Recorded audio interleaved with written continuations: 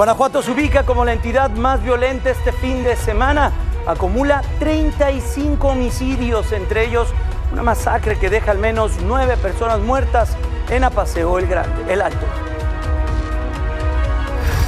En Sinaloa la violencia tampoco da tregua. Por la pugna entre los Mayos y los Chapitos ya van más de 500 homicidios. Tan solo este fin de semana fue el segundo estado más violento. El New York Times publicó un reportaje sobre el cártel de Sinaloa y esto que una versión indica que estaría reclutando jóvenes estudiantes de química para producir fentanilo.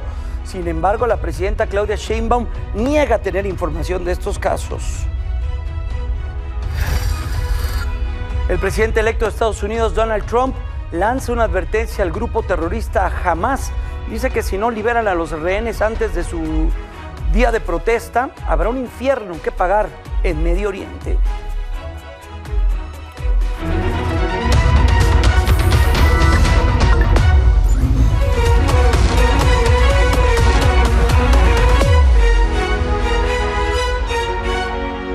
Pero muy buenas noches, bienvenidos a Milenio Noticias de las 19 horas, los saluda Jaime Núñez. A nombre de Selene Flores le damos la bienvenida y agradecemos el valor de su atención. Vamos directamente con toda la información e iniciamos con la violencia, la que se registró a lo largo del último fin de semana violento, 238 homicidios dolosos, consecuencia de varios homicidios ocurridos entre el sábado y el domingo, incluso hasta hoy. Ahí vemos también momentos difíciles en cuestión de asesinatos. Vamos primero a Guanajuato. Hoy estamos ante la presencia de una nueva masacre, un nuevo hecho de 9 personas asesinadas en un mismo episodio. 4 más resultaron lesionados luego de un ataque armado a un negocio de la venta clandestina de cerveza en un lugar conocido como El Trébol, en Apaseo el Grande. Ahí, de acuerdo con las autoridades, un grupo armado disparó contra las personas que convivían en 2 comercios. Entre las víctimas había 2 bomberos identificados como Ulises Ramírez y Alejandro Ortega, así como un paramédico de nombre Ricardo López. El lugar vendía cerveza de forma clandestina luego del cierre de bares en Celaya. Con esto, Guanajuato se ubica como el estado más violento el fin de semana y acumula 35 asesinatos viernes, sábado y domingo. Tras este multihomicidio, las autoridades ya están investigando y siguen una línea de investigación. Acordaron también desplegar más fuerzas del orden. Vamos directamente hasta ese punto de la República Mexicana con Jesús Padilla. Jesús, qué gusto saludarte. Muy buenas noches. ¿Qué tal, Jaime? Muy buenas noches y buenas noches al auditorio. Efectivamente, ya hay una línea de investigación muy fuerte que continúa siendo pues el enfrentamiento entre el cártel de Santa Rosa de Lima y el cártel Jalisco Nueva Generación. Te comento que pues el secretario de Seguridad y Paz de Guanajuato, Juan Mauro González, aseguró esta mañana que también pues se investiga la venta de droga en ese lugar donde se registraron los hechos y en otros aledaños, y también se acaba de terminar una reunión entre autoridades de los 3 niveles de gobierno.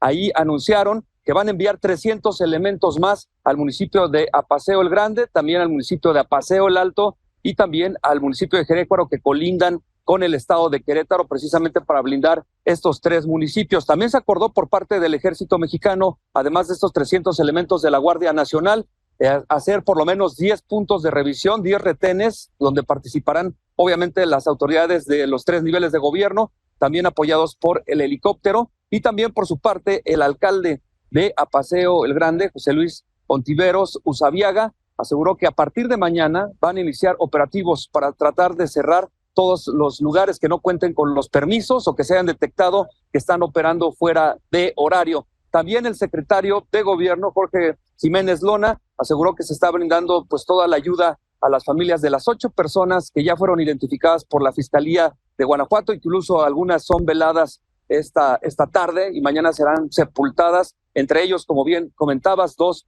bomberos voluntarios de Celaya, además de un paramédico del sistema de urgencias del estado de Guanajuato. Te comento que están operativos, hay una fuerte presencia policial en estas zonas. También se anunció que en el lugar de donde fueron donde se conoce como el Trébol de los Apaseos, donde fue esta masacre, van a dejar ahí una base de operaciones mixtas con todas las autoridades, tanto federales, estatales y también municipales, de forma permanente. Es decir, para que ya no se utilicen estos lugares que era como venta de cajeta y que pero además vendían de forma clandestina cervezas, bebidas alcohólicas y también están investigando drogas, Jaime. Por lo pronto, pues hoy continúan estos operativos ahí en el municipio de Apaseo el Grande. Aún no hay ninguna persona detenida, de acuerdo al último reporte de la Fiscalía, aunque también Juan Mauro González aseguró que están muy cerca, que ya tienen casi plenamente identificados a los autores de esta masacre. Nosotros seguimos pendientes aquí desde la zona de Apaseo el Grande. Pues atentos a la investigación, Jesús, y por supuesto, pues un nuevo hecho de violencia. Ya veremos qué es lo que dicen las autoridades y qué dice el avance de las investigaciones. Gracias, Jesús, cuídate mucho, buenas noches. Gracias, Jaime, muy buenas noches. Hasta pronto. Y de Guanajuato nos vamos a Morelos. Ahí 9 hombres resultaron muertos luego de que un grupo llegó a un lugar, un grupo de civiles armados, a un inmueble de Jiutepec, la noche también del sábado, irrumpió y asesinó a 9 personas. Vecinos de la colonia Vistahermosa reportaron a las autoridades que había una balacera en una casa, tras lo que fuerzas de seguridad se movilizaron al lugar. Al llegar al lugar, a este sitio, encontraron 9 víctimas, así como a 2 personas más con lesiones.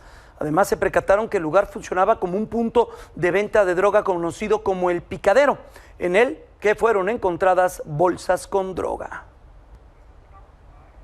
Ya viene por ambulancia. No, consigan un taxi, carnal.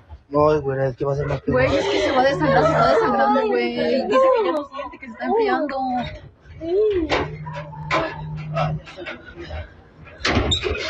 ¿No trae algo ahí que me pueda prestar para echar aire? No. Ya viene, ¿no? Y por investigación, dichas personas se dedicaban al robo de autopartes, ya que se encontraban varias de estas en el interior donde fueron asesinados. Como les decía, son 9 masculinos fallecidos, no precisamente como se dijo al principio, que se trataba de unos jóvenes. En el lugar de los hechos se localizaron también pipas de cristal utilizadas para el consumo de metanfetaminas cristal. De Morelos saltamos a Michoacán. Ahora en Zamora ocurrió un multihomicidio. Esta mañana los cuerpos de al menos 5 personas fueron localizados al interior de una casa. Vamos directamente con mi compañero César Cabrera. Tiene los detalles de esta pues terrible situación. César, ¿cómo te encuentras? Buenas noches. Jaime, ¿qué tal? Muy buenas noches. Efectivamente, como tú ya lo adelantabas, pues una nueva tragedia enluta aquí en Michoacán, luego de que esta mañana se reportó el asesinato de 5 personas, 4 hombres y una mujer que fueron encontrados sin vida en un homicidio en el municipio de Zamora. El hallazgo ocurrió esta mañana luego de que vecinos de la colonia 1 de Mayo en la calle Camelinas reportaron este hecho a las autoridades. Al arribar, tanto soldados del Ejército Mexicano, de la Guardia Nacional, la Policía Estatal y Municipal, pues constataron que en el interior de esta vivienda había los cuerpos de 5 personas con visibles huellas de violencia, Jaime, incluso hasta mutilados también se llegó a mencionar. Hasta el momento permanecen en calidad de desconocidos. La Fiscalía General del Estado pues abrió la carpeta de investigación correspondiente. Sin embargo, hasta esta hora del día, Jaime, pues no se tiene mayores avances en la investigación. También se mantiene sin conocer la identidad de estas víctimas. No se conoce quiénes son. Simplemente se ha mencionado que pues eran vecinos de esta colonia. Estaremos al pendiente de cómo avanzan las investigaciones. En la zona, como se podrá ver en las imágenes, pues se montó un operativo de seguridad. Sin embargo, también hasta el momento pues no hay reporte de ninguna persona detenida, Jaime. César, gracias. Pendiente. Muy buenas noches. Pendientes, Jaime. Buenas noches. Hasta pronto. Ahora vamos a Sinaloa, donde esta madrugada se dio un nuevo enfrentamiento armado en el centro penitenciario de Aguaratu, en Culiacán. Este dejó al menos una persona muerta y 3 más lesionadas. Fueron los disparos dentro del penal los que alertaron a las autoridades y derivaron en un operativo de seguridad en toda esa zona. Sin embargo, hasta ahora se desconoce cómo es que los reos lograron acceder a armas de fuego y que ¿Qué fue lo que originó este enfrentamiento? También es otra de las preguntas que se hacen propios y extraños. Los lesionados fueron trasladados de emergencia a un hospital, mientras que el cuerpo de la persona fallecida será sometido a una autopsia. Se espera que familiares acudan para realizar la identificación oficial. Y ahí mismo en Sinaloa están por cumplirse 3 largos meses, 3 meses, 90 días continuos de violencia. Esto por la pugna entre fracciones del cártel de Sinaloa. En ese contexto, los homicidios dolosos y las desapariciones se han incrementado alarmantemente, con más de 500 casos, al menos contabilizados hasta ahora. Septiembre cerró con 144 asesinatos. Octubre alcanzó un récord histórico de 188 homicidios. Noviembre, aunque con una ligera disminución, 175. Las desapariciones en cifras mensuales rondaban las 80 desapariciones al mes. Septiembre superó las 150 y las fuerzas de seguridad no escapan de esta violencia, ya que desde el pasado 9 de septiembre suman al menos 9 policías asesinados. Entre estos, el que falleció ayer en una emboscada en Mazatlán.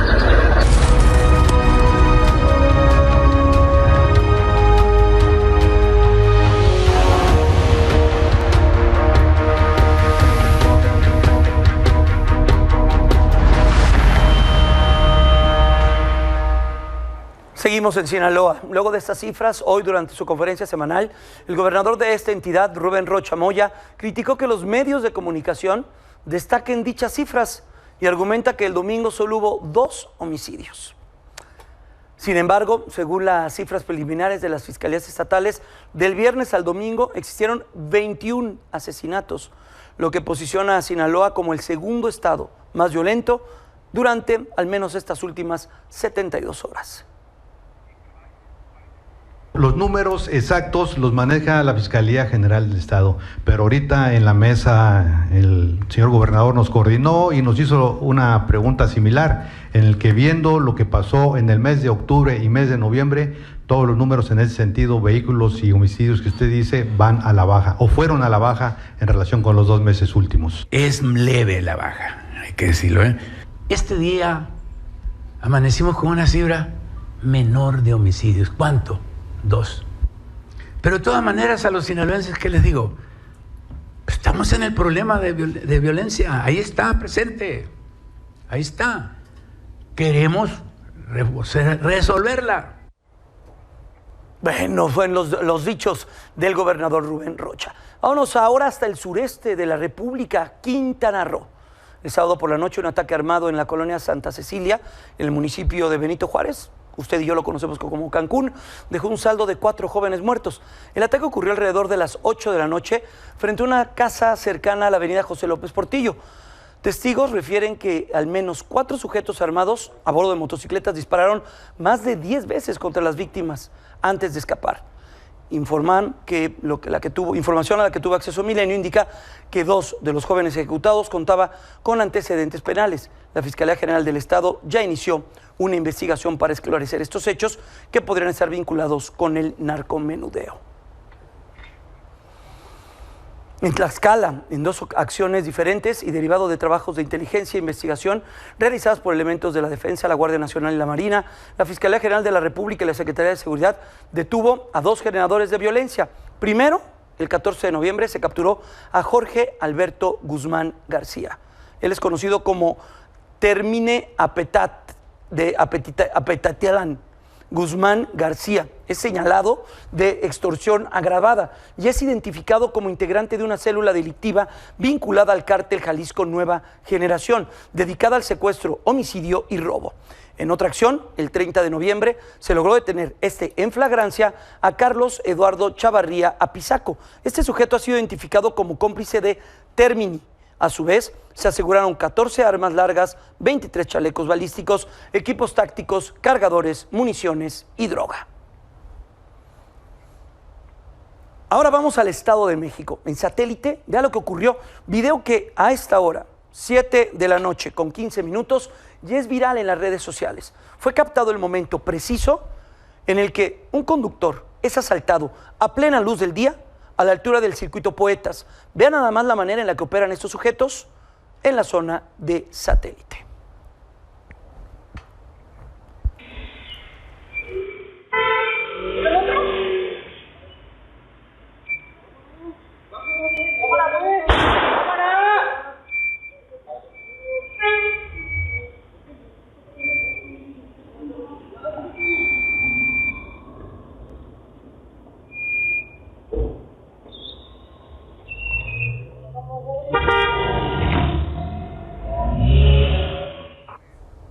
Bueno, pues lo que ocurre también aquí en el Valle de México. En más temas de violencia, mire lo que sucedió al interior de una preparatoria en Guadalajara y quedó grabado.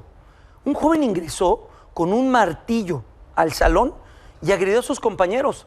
La crónica la tiene mi compañero Roberto Hurtado.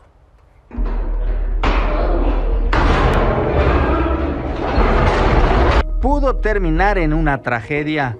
Empezamos apenas el curso en octubre y venía así, nomás que pues no participaba, no mucho rollo. ¿Algo extraño, agresivo? Nada, nomás que pues, siempre se alejaba de todos, entonces sentaba hasta atrás. Estudiantes de la preparatoria privada San Andrés, ubicada sobre Circunvalación Oblatos, al cruce con la calle Puerto Real en el municipio de Guadalajara, vivieron una auténtica pesadilla. Alrededor de las 11 de la mañana del pasado sábado, mientras realizaban una actividad al interior de su aula de clases, un alumno se levantó de su lugar, ubicado en la parte trasera del salón, y con un martillo golpeó a dos de sus compañeros sin mediar palabra. No, pues todo pasó, yo creo que en un abrir y cerrar de ojos. Digo, de la nada, nomás vimos que empezó, sacó algo de su mochila, pues no sabíamos si soltó primero un golpe.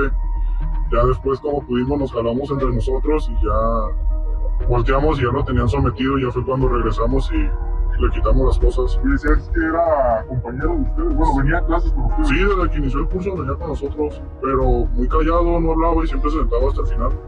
¿Qué estaban en clases y todo? Sí, estábamos haciendo una actividad. Ante esto, de inmediato se alertó a las autoridades, quienes al llegar aseguraron al agresor, quien por cierto es menor de edad. Además, pidieron el apoyo de los servicios médicos, pues se tenía a 2 estudiantes lesionados, quienes habían sido golpeados con este martillo en la cabeza. Nosotros nos llegó un reporte vía C5 Guadalajara, el cual nos mencionaba en un centro educativo particular 2 alumnos lesionados por contundentes ocasionados por un mismo estudiante del plantel, el motivo por el cual personal de esta comisaría acude inmediatamente al lugar. Efectivamente, se tienen 2 estudiantes de la preparatoria, los mismos con contundentes en el cráneo, y se tiene asegurado al masculino causante. Tras la detención, se le decomisó un martillo, un arma blanca, unas pinzas de corte y también tenía en su poder una botella de alcohol. Al lugar también arribó el padre de uno de los 2 estudiantes lesionados, quien fue notificado de la agresión y quien refirió que su hijo ingresó en octubre a estudiar, tiene 27 años y combina la preparatoria abierta con un trabajo. Para decirme que a mi hijo lo habían agredido con un martillo en el salón de clases, estaban en clases todos, y yo me dejé venir, ¿no? Y ya estando, pues, ya encontré aquí las patrullas y los cuentan que al agresor lo tienen detenido aquí, pero no dejan pasar, está restringido el área. Del agresor, los alumnos de este plantel manifestaron que aparentemente formaba parte de una secta, pues incluso antes de realizar el ataque, comenzó a transmitir en vivo desde una plataforma de internet. Además, en su perfil de X advertía en días anteriores sobre una masacre que consumaría en el plantel escolar. El nombre de este joven es Brandon N. y se unió a la plataforma de X el pasado 13 de noviembre con el usuario Belcebú 666 y desde hace algunos días anunciaba sobre este ataque. La Fiscalía General se hizo cargo de la detención y también de las investigaciones correspondientes. Roberto Hurtado. Vamos a la capital ahora del país, donde la Plaza Izazaga 89 fue noticia la semana pasada. Ya lo platicábamos aquí con Santiago Nieto. Está cerrada por el operativo Limpieza, luego de la denuncia para iniciar la extinción de dominio de este inmueble. Ocurrió el sábado pasado cuando los comerciantes fueron desalojados, ya sacaron a todas las personas que estaban ahí a petición de los propios dueños. Sin embargo, esta misma tarde, las personas afectadas se han manifestado y han estado bloqueando calles cercanas porque exigen una reapertura. Argumentan, uno, que se les está privando de su fuente de empleo. Dicen, pues, que no todos son de Asia y que ellos también trabajaban de manera legal. Ellos llevaban su economía a sus hogares. ¿Qué piden? Le piden certeza a las autoridades. En tanto, la presidenta Claudia Sheinbaum afirmó que estas acciones van a seguir si es necesario.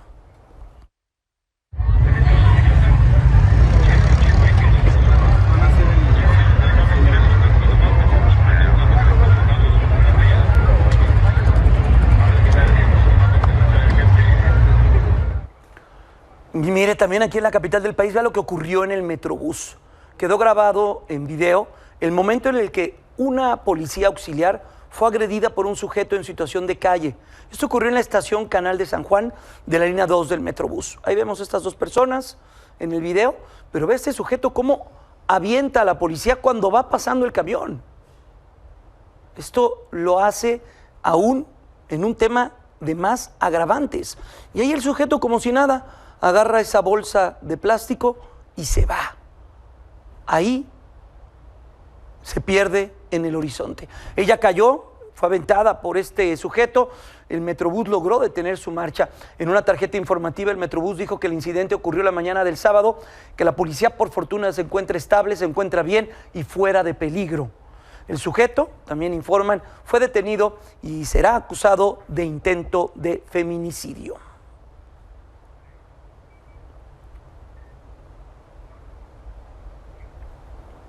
Vamos a cambiar de información. Milenio publicó el día de hoy una infografía sobre las mariposas monarca, que en esta época del año llegan a los santuarios en los bosques de Michoacán y del Estado de México. Usted también puede consultar este reportaje completo en todas las plataformas escaneando el código QR que en este momento aparece ahí en pantalla.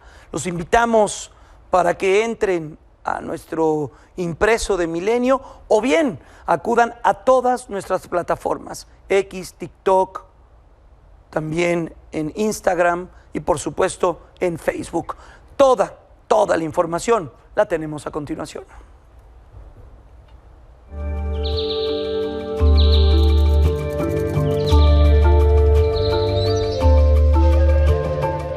Ya es diciembre y las mariposas monarca aún siguen llegando a sus santuarios de hibernación en los bosques de Michoacán y el Estado de México.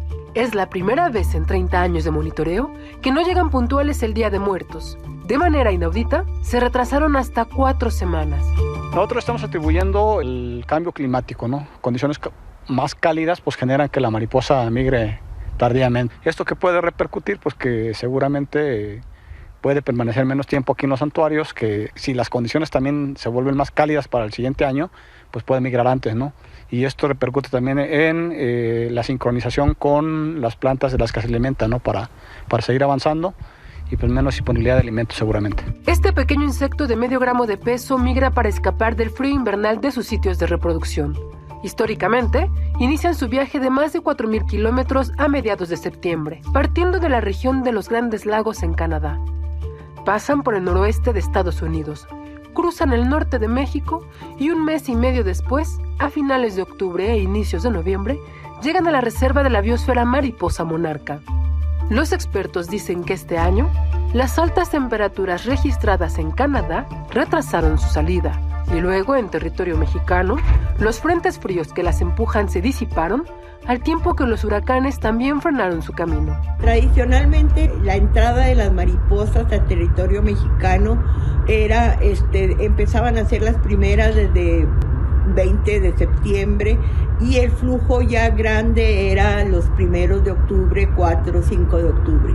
Ahora este año el flujo grande entró hasta casi después del 13 o 14 de octubre. Este año, los más de 900 observadores del programa Correo Real que siguen la migración de monarcas en México notificaron desconcertados un cambio en los patrones de dicho fenómeno. Tras 32 años de ser observadora de la mariposa monarca, la migración de este año fue la más atípica que me ha tocado ver. En primer lugar, las mariposas llegaron con retraso. De otra característica que vimos todos es que estaban perchadas muy dispersas. No hacían grandes perchas, sino se distribuían en muchos árboles aisladas o 2 o 3 juntas. Ese es lo más atípico que vimos. La espectacular migración de mariposas monarca no solo está en riesgo por el cambio climático, sino también por el uso del glifosato en los campos de soya y maíz en el medio oeste de Estados Unidos. Este herbicida elimina la planta que hospeda a las orugas de la monarca. Entre 1999 y 2010, el glifosato redujo 81% la población de mariposas, lo que impactó la superficie ocupada en los bosques mexicanos, y pese a ello, no ha dejado de usarse. El incremento en el uso de herbicidas determinó un decremento en la disponibilidad de plantas hospederas. Ahí el dato está claro, 58% de las plantas disminuyó y eso significó que también la producción de huevecillos se redujo y por lo tanto la reproducción de las monarcas hasta un 81%. Estados Unidos debe decidir antes del 4 de diciembre si le otorga protecciones a la mariposa monarca dentro de su ley de especies en peligro de extinción. Esto implicaría reglas más estrictas y una estrecha colaboración entre Estados Unidos, México y Canadá. Si la mariposa monarca recibe protección federal, la ley de especie en peligro, que le llamamos en inglés Endangered Species Act, puede mejorar las perspectivas para la mariposa monarca. Al aportar mayores recursos, existen más reglas de conservación, más consistencia en las acciones de conservación también y la coordinación nacional. Es muy probable que tengan que invertir en, si es que no van a cambiar las políticas en el uso de herbicidas, pues que tengan que establecer mecanismos como los que ya se han sugerido de corredores agrícolas de los que haya plantas tanto de asclepias o milkweeds para que los ciclos tempranos de los estados tempranos del ciclo de vida, huevos y larvas se puedan llevar a cabo de manera más óptima y también en número. Según los expertos, el gobierno estadounidense debe asumir su responsabilidad en la protección de esta especie, emblema de los acuerdos comerciales entre México, Estados Unidos y Canadá, ya que su inacción se refleja en los bosques de México, como la temporada pasada donde las mariposas monarca no ocuparon ni una hectárea de bosque. Eso de la tala ya afortunadamente para nosotros ya pasó. Últimamente los bosques han estado protegidos, hay grupos de vigilancia por parte de los ejidos. La tala se ha combatido, al menos en todo lo que es la reserva, se ha combatido y ya no hay tala, pero de nada sirve que nosotros en México cuidemos los bosques si en el norte no cuidan, no evitan el herbicida que le aplican a los cultivos, que es lo que es, eso se está matando a la monarca. Con información de Diego Salcedo, con imágenes de Oscar Aro, para Milenio Noticias, Fanny Miranda. Bueno, pues reiteramos la invitación para que sigan este reportaje y los demás que vamos a ir armando a lo largo de las semanas. Monarca mariposa, lo que significa, de hecho, el primer logotipo del TEMEC, del tratado de lo que fue en su momento el Telecán, era una mariposa monarca, por lo que significa el bloque del norte del continente americano, Canadá, Estados Unidos, México. No hay mejor símbolo de unión, de situación que agrupe a estas naciones como la propia mariposa monarca. Y como vemos, ahí tenemos una cantidad bien importante de infografía, datos, números, contextos, de todo lo que está alrededor de uno. Quienes dicen, yo la verdad no he tenido la oportunidad de ir, pero quienes han estado en los bosques de Michoacán y del Estado de México, dicen que es fantástico poder ver a las cientos de miles de mariposas cómo están en los árboles, esperando su regreso hacia el norte del continente. Hoy, en Milenio, destacamos esta información. Vamos a una pausa, regresamos.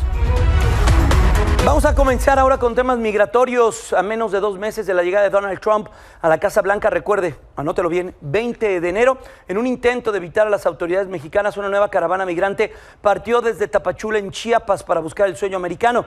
Mi compañero Jonathan González, Jonathan, todos los detalles y lo que está ocurriendo en ese sentido. Jonathan, ¿cómo estás? Muy buenas noches.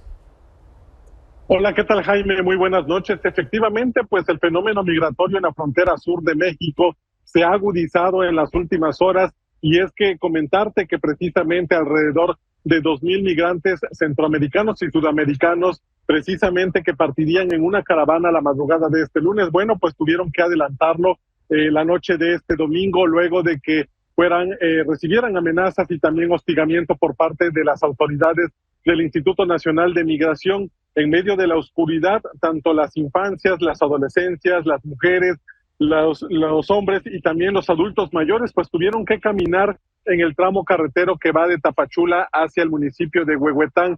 Esto pues derivado a que desde semanas anteriores han estado recibiendo la visita por parte de estos agentes migratorios para intentar disuadir esta caravana, pero sobre todo también para intentar llevarlos a la estación migratoria Siglo XXI ahí en Tapachula.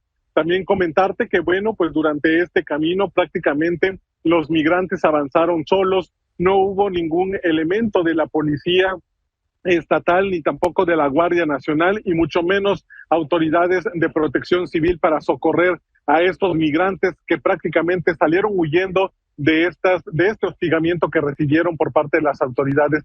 Sin embargo, pues bueno, poco a poco han estado avanzando. Al menos el día de hoy por la madrugada llegaron a Huehuetán alrededor de las 4 de la mañana. Ahí pernoctaron estos migrantes, quienes intentan precisamente llegar hacia la frontera norte. Ellos manifiestan también, Jaime, que pues bueno, han hecho este trámite, han intentado por lo menos sacar la cita de la CBP-1. Sin embargo, pues continúa saturado, continúa mostrando una burocracia en este trámite, y es por ello que se han conjuntado pues todos estos extranjeros, estas personas en tránsito, para intentar ganar pues el paso al próximo gobierno de Donald Trump, que como tú bien lo decías, entrará en funciones a partir del 20 de enero. Y bueno, pues ese es el objetivo de esta caravana migrante, que esperan precisamente continuar por toda esta carretera costera, a pesar de ser una de las carreteras más transitadas tanto por migrantes como por vehículos, pero también la más peligrosa debido a los grupos del crimen organizado que pues están en esta zona y que precisamente donde el foco rojo son los migrantes. Jaime, este es el reporte. Gracias, Jonathan. Pues atento para lo que ocurra y bueno, por supuesto, la atención que se le debe brindar a estas personas que escapan. Ellos no salen por gusto, escapan por muchas circunstancias económicas, sociales, por violencia, por falta de oportunidades, tantas cosas que orbita la decisión de una persona de dejar sus raíces, a su gente, pues para ponerse en riesgo. Ya lo vemos, y no importando eso, vemos cómo avanzan y avanzan y avanzan para cumplir el sueño americano. Jonathan, gracias, cuídate mucho, buenas noches. Muy buenas noches, seguimos atentos. Y mire, la migración ha sido uno de los temas centrales desde la victoria de Donald Trump el pasado 5 de noviembre. Sin embargo, un alto funcionario de aduanas y protección fronteriza de la Unión Americana ha revelado que durante el mes de noviembre el cruce de migrantes ilegales provenientes de México y Canadá se redujo. El funcionario reveló que tan solo en el último mes la patrulla fronteriza detuvo a 47,000 migrantes en la frontera entre México y Estados Unidos. La cifra supone un descenso respecto a los casi 57,000 en octubre y el total mensual más bajo desde julio del 2020, durante la pandemia del COVID-19, cuando Trump aún se encontraba en la Casa Blanca. Mientras que el lado de Canadá se detuvieron a 700, una reducción de casi el 50% en comparación con el mes de octubre. Pero cada de 700 a 47,000 son las realidades en ambas fronteras. Y en temas de política, específicamente con temas de la relación trilateral entre México, Estados Unidos y Canadá, hoy la presidenta Claudia Sheinbaum le respondió a esas voces que piden que Donald Trump invada nuestro país y a la embajadora de Canadá en Estados Unidos, Christine Hellman, quien pide no comparar a ambos países. No vamos a caer en una provocación de qué país es mejor. Lo que sí es que a México se le respeta, y más por nuestros socios comerciales. Canadá también tiene un problema muy grave de consumo de fentanilo, y realmente no es, no porque no haya problemas de adicción en México, los hay y los estamos atendiendo, pero no tiene que ver con este consumo de fentanilo que hay en Estados Unidos y Canadá. Pero por supuesto que no estamos de acuerdo en una invasión, una presencia de este tipo. Incluso con el presidente López Obrador hubo pues mucho más control de la presencia de las agencias estadounidenses en nuestro país, lo cual se va a mantener. Pero es importante que nuestro gabinete de seguridad pues tome en el momento oportuno coordinación con el asesor de seguridad del presidente Trump para poder hablar pues de estos temas, que es importante que siempre haya coordinación. Y luego también hoy en la mañanera en el New York Times hay una información, se publicó un reportaje que detalla cómo el crimen organizado presuntamente se ha infiltrado en ciertas universidades en el país, aquí en México, para reclutar estudiantes que puedan fabricar fentanilo. En este trabajo se detalla cómo un reclutador de este grupo delincuencial acude a una escuela para reclutar a jóvenes estudiantes para que trabajen con los precursores con los que se fabrica esta droga y de esta manera dejar de importar esos materiales desde China. La periodista Natalie Kitroff y Paulina Villegas entrevistaron a 7 cocineros de fentanilo. 3 dicen estudiantes de química, 2 agentes de alto rango y un reclutador de alto nivel. Todos dijeron trabajar para el cártel de Sinaloa. El reportaje detalla que estas entrevistas coinciden con datos de la embajada estadounidense que está monitoreando las actividades de este cártel, incluido el papel de los estudiantes en las operaciones del grupo criminal, y que, se afirma este reportaje, se gestó en Culiacán. Todo esto en medio de la disputa entre los Mayitos y los Chapitos y los reclamos propios de Donald Trump para detener el tráfico de fentanilo. Bueno, hoy la presidenta da respuesta a esto que dijo o que se señala desde el New York Times. Lo dijo de esta manera. Pues hoy pregunté en el gabinete y no hay información sobre esto. Hay una serie muy conocida que recibió muchos premios allá, de un profesor de química en Estados Unidos, que hace apología de esto. Pero a lo mejor de ahí lo sacaron, ¿no? Porque no tenemos información, y en todo caso a las y los estudiantes de química pues que no se metan a eso, ¿no? Quien también se pronunció sobre la llegada de Donald Trump a la Casa Blanca fue el expresidente de México, Felipe Calderón. Esto durante un evento en España. El exmandatario pronosticó que esta nueva relación con Donald Trump será dura y difícil. Además, pidió que cualquier eventualidad que presente el gobierno de Trump se enfrente en unidad. Por último, señala que mantener el TEMEC debe ser una prioridad.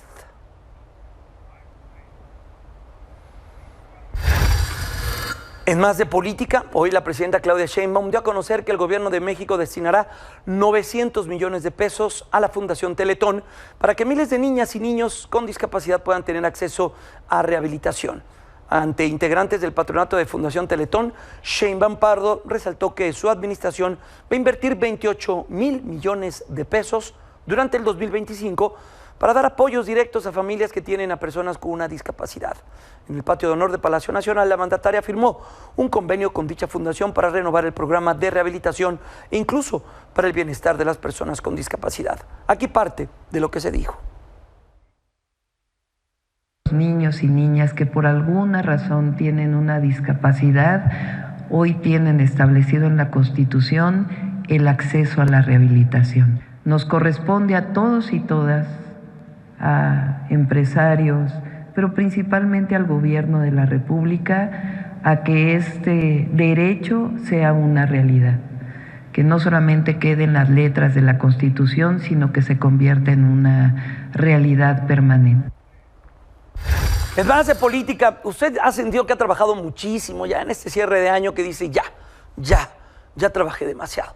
Pues mire, el senador por Morena, Félix Salgado Macedonio, reveló que va a solicitar licencia a su cargo y que va a iniciar un periodo vacacional a lo largo de este mes de diciembre.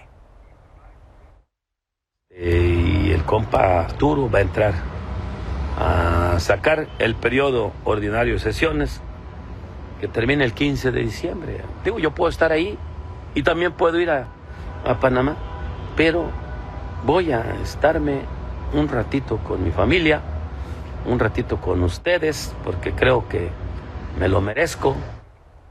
No todos nos merecemos un merecido descanso, sin duda alguna.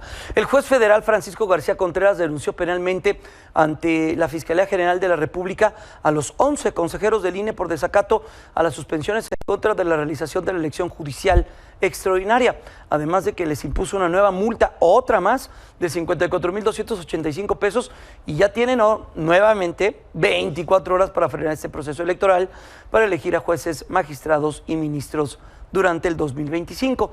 Señaló que el INE ha sido renuente a acatar la resolución judicial dictada, por lo que la Fiscalía debe investigar el asunto. Recordemos que el delito de desacato se sanciona con 3 a 9 años de cárcel, mientras que esta mañana juzgadores de todo el país aseguran que desacatando las suspensiones, los consejeros del INE están cavando su propia tumba. Lo que está en riesgo es la subsistencia misma de la sociedad ordenada, donde se den cauces legales a estos problemas sociales. La autoridad lo que no está viendo es que está cavando su propia fosa. El día que no le cumplan, ¿qué va a hacer? ¿Cómo va a obligar a la gente a cumplir cuando ella misma no está cumpliendo? Esa es la crónica, nosotros creemos, de un fracaso anunciado. Pero además, insisto, hay quienes ven detrás de todo ello un juego perverso, porque el día que fracasen o el día que no sean el éxito que han pregonado por todos lados, ¿a quién le van a echar la culpa? ¿Al INE? Otra pausa, pero vamos a regresar con temas internacionales. Donald Trump advierte a Hamas de que pagará un infierno si no libera a los rehenes.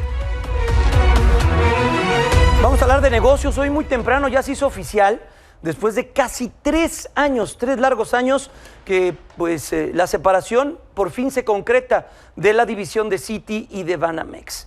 Pero ¿qué va a pasar con los clientes, con quienes tienen una cuenta? ¿Qué podemos hacer desde las aplicaciones? ¿Todo sigue igual? Ana Karina Martínez nos tiene los detalles de lo que se ha dicho a lo largo de este día, que ha sido muy intenso. Ana Cari, no es para menos, muchas personas tienen su cuenta ahí en Citi, Banamex, hoy Citi. ¿De qué se trata todo esto? ¿Cómo te va? Buenas noches. ¿Qué tal, Jaime? Muy buenas noches, te saludo con gusto y en efecto ha sido una jornada larga porque después, justo como lo mencionabas, después de casi 3 años de que se anunciara esta separación, hoy por fin, a partir de este 2 de diciembre, tanto Banamex como Citi operarán en México de manera separada, pero todavía queda pendiente el lanzamiento de una oferta pública inicial para vender sus negocios de banca de consumo y empresarial en el mercado de valores. Es donde surge la duda, ¿qué va a pasar con los millones de clientes que tiene Citi Banamex? ¿Qué pasa si nosotros tenemos una cuenta de ahorro, tenemos Afore o cualquier otro producto financiero? ¿Cómo nos va a afectar la división? Y la respuesta es en nada. No hay afectaciones para los clientes. Esto porque ahora Banamex operará de manera independiente sin el respaldo de Citigroup y continuará ofreciendo a sus clientes los mismos productos, servicios, promociones y hasta los beneficios.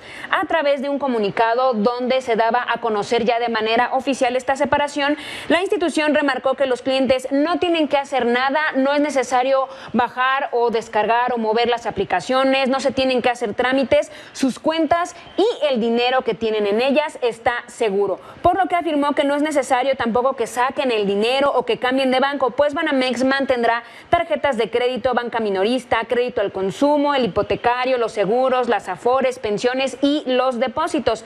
Banamex seguirá atendiendo a sus más de 23 millones de clientes a través de 1,284 sucursales y también de una red de 9,152 cajeros automáticos. Además, también la institución quedará con 12,360 puntos de acceso con los corresponsales y también mantendrá a 43,000 empleados. Seguirá manejando 9 millones de cuentas de ahorro para el retiro con recursos administrados por más de 1 billón de pesos. Además, Banamex mantendrá su acervo cultural con más de 4,000 piezas de arte mexicano del siglo XVII al XXI, así como 5 casas virreinales. Y en cuestión más de numeritos, se queda con una cartera de crédito empresarial de 252,775 millones de pesos, de entidades financieras por 35,508, de consumo general 215,811, en tarjetas de crédito 134,726 y las cuentas de consumo en nómina son por 60,794 millones de pesos. Por lo que podemos ver, son números muy sólidos y esto quiere decir que Banamex se mantendrá como una de las instituciones más importantes, más fuertes y más sólidas en el país, como hace más de un siglo. Hay que recordar que la fundación de esta entidad financiera fue en julio de 1884, es decir, ya tiene más de 140 años de manejar las cuentas, el dinero de los mexicanos. Así que no se preocupe si usted tiene su cuenta o algún producto en Citibanamex, que ahora será Banamex, no te preocupes, Jaime, no hay que hacer nada. El dinero está seguro. Me regresó el alma al cuerpo, querida Ana Cari. Gracias. Muchas gracias, Jaime. Vamos a seguir al pendiente. Cuídate mucho. Buenas noches. Siguiendo con temas ahora, pero internacionales, el presidente de Estados Unidos, Joe Biden, indultó a su hijo Hunter Biden, quien fue encontrado culpable de posesión ilegal de armas y evasión fiscal. El presidente saliente justificó su decisión alegando que fue un proceso injusto en contra de su hijo. En un comunicado, Biden dijo que desde el día en que asumí el cargo, dije que no interferiría en la toma de decisiones del Departamento de Justicia y mantuve mi palabra, incluso cuando he visto cómo mi hijo era procesado de forma selectiva e injusta. Sin embargo, Donald Trump cuestionó si ese indulto también aplicará para los detenidos por el asalto al Capitolio en el 2021. Y hablando de los conflictos en el Medio Oriente, hoy el presidente electo de Estados Unidos, Donald Trump, lanzó este ultimátum, advertencia, y va directamente al grupo terrorista Hamas. A través de su red social Truth, Trump recriminó también que todos hablan de los rehenes de Hamas, pero nadie actúa. Añadió que este mensaje sirva para demostrar que si los rehenes no son liberados antes del 20 de enero, fecha en que va a tomar protesta como presidente, habrá un infierno que pagar en el Medio Oriente. Añadió que los responsables serán golpeados más duramente que nadie en la larga y dilatada historia de los Estados Unidos de América. La pausa, los deportes y regresamos.